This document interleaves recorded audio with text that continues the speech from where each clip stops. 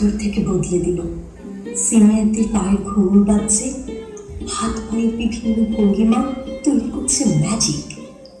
মনে হচ্ছিল যেন সত্যি কোথাও এক অদৃশ্য বীণা বাজছে,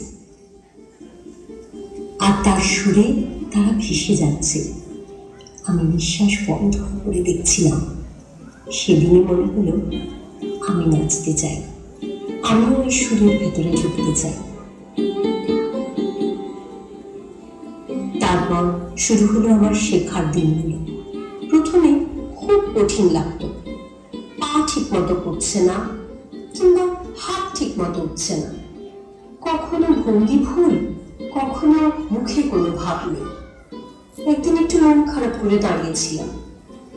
তখন মাস্টারমশাই আমার দিকে তাকিয়ে বললেন, মন, নাচ শুধু হাত পা দিয়ে হয় না, নাচের ভিত হলো তাল। উনি হাততালি দিয়ে দেখালেন, তাল মানে সময়ের ছন্দ, আর সেই ছন্দের ছোট ছোট ভাগকে বলে মাত্রা। রবীন্দ্রসঙ্গীতে অনেক রকম তাল আছে। দাদরা 6 মাত্রা, 1 তাল 12 মাত্রা, 3 তাল 16 মাত্রা।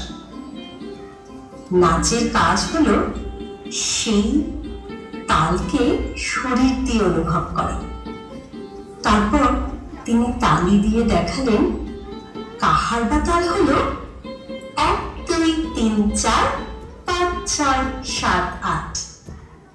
ধীরে ধীরে আমার শরীর সেই তালির ভাষা শিখতে শুরু করলো।